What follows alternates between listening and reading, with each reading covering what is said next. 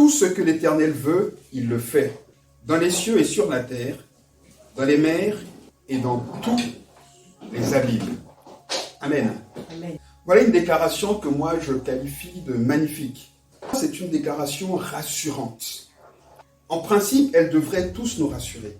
Mais en même temps, en y réfléchissant bien, en tout cas quand on réfléchit à tous les aspects de cette déclaration, à toutes les implications de cette déclaration, la vérité, c'est que c'est une déclaration qui génère en nous des conflits.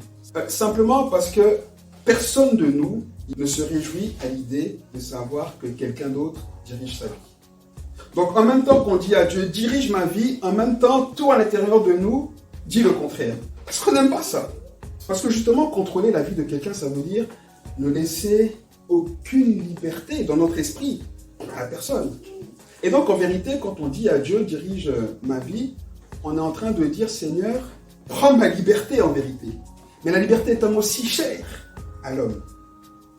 Mais parce que Dieu nous a créés libres. Et donc il y a là un conflit. On est libre ou on n'est pas finalement. Dieu contrôle, il fait ce qu'il veut, ou il nous laisse une part de manœuvre. Mais s'il contrôle, c'est qu'on n'a pas une part de manœuvre. Mais si on a une part de manœuvre, c'est qu'il ne contrôle pas tout. Et la bonne nouvelle ce matin, c'est que Dieu veut diriger toutes choses. Dieu veut contrôler nos vies. Je sais, hein, à votre place, si j'entends ça, je me dis, mais c'est quoi ce bazar? C'est quoi? Il veut contrôler ma vie, mais c'est... Quand Dieu ne contrôle pas nos vies, il y a quelqu'un ou quelque chose qui la contrôle. C'est-à-dire que quand quelque chose contrôle nos vies, en fait, c'est qu'on fait tout par rapport à cette chose-là. On organise notre vie en fonction de cette chose-là. Malheureusement, le problème avec ces choses ou ces personnes qui nous contrôlent, c'est que c'est des personnes ou des choses qui prennent le contrôle sur nous contre notre propre volonté. C'est tout des choses qu'on subit parce qu'on sait qu'elles ne sont pas bonnes pour nous, mais on ne sait pas faire autrement. Autant on a eu la liberté de les commencer, autant on n'est plus libre d'arrêter.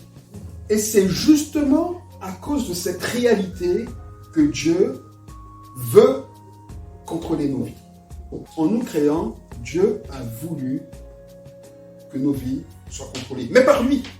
Le contrôle de nos vies par Dieu est un bon contrôle simplement parce que Dieu ne prend jamais le contrôle de la vie de qui que ce soit sans l'accord de la personne. En fait, Dieu veut contrôler nos vies, mais il veut le faire avec notre accord, c'est-à-dire avec notre volonté. Et c'est ça la grande différence, et c'est pour ça qu'il veut diriger nos vies, parce qu'il sait, il comprend tout à fait que si c'est pas lui qui la contrôle et que c'est quelqu'un ou quelque chose d'autre qui la contrôle, cette personne ou cette chose prendra le contrôle sur nos vies indépendamment de notre volonté. Et donc forcément c'est pour notre malheur, parce que c'est la pire des choses. Être contrôlé par quelqu'un ou par quelque chose quand on ne le veut pas, ça s'appelle être esclave en fait. Dans Genèse 2, après qu'il ait formé l'homme, il est écrit qu'ensuite l'Éternel Dieu planta un jardin en Éden. Écoutez, Dieu a créé la terre et il a créé un jardin dans un endroit particulier. C'est écrit du côté de l'Orient. Ça veut dire qu'Éden n'était pas toute la terre. Et ensuite, qu'est-ce que Dieu fait? Il prend l'homme et il met l'homme dans ce jardin-là.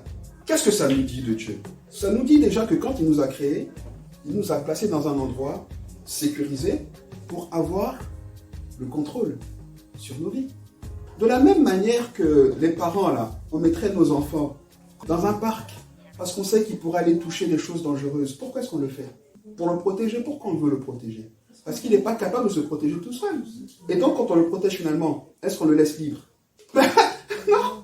Parce que s'il était libre, on dirait, ben va, fais ce que tu veux. Mais en fait, on le met dans ce cadre-là. Finalement, on le prive de sa liberté, mais pour le protéger. Finalement, pour le bien de l'enfant. Et de la même manière, Dieu a créé Éden. Il nous y a placés avec une limitation de mouvement pour notre protection.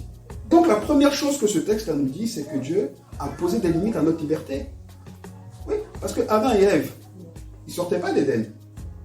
Donc non seulement Dieu place l'homme dans un cadre sécurisé, mais ensuite il lui donne des instructions claires. Est-ce qu'avoir des instructions, c'est compatible avec la liberté? Ah ben non.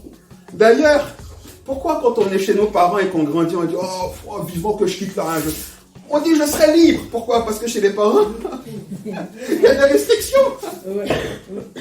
Mais encore une fois, les instructions que nos parents nous donnent quand on est chez eux, elles sont pour quoi? Pour notre bonheur.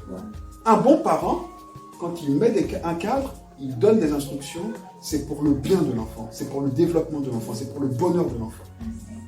Et donc finalement, Dieu crée le monde, il crée l'homme, et il place l'homme dans un endroit sécurisé de ce monde. Dieu ne dit pas à Adam et Ève, allez par toute la terre, parcourez la terre. Non, non, non, il dit cultivez Éden, parce que pour vous, la sécurité se trouve dans le cadre d'Éden.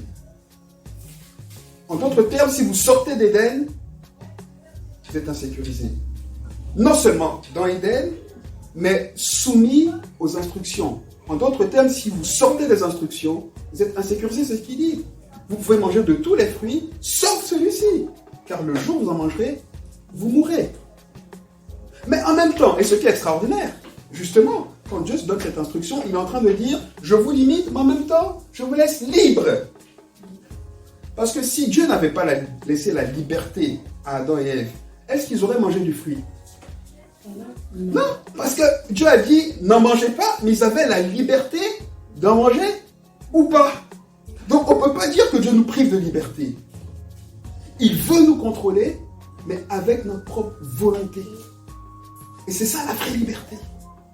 La vraie liberté pour nous, c'est d'être volontairement soumis au contrôle total sur toute notre vie de Dieu. C'est là qu'il y a notre sécurité.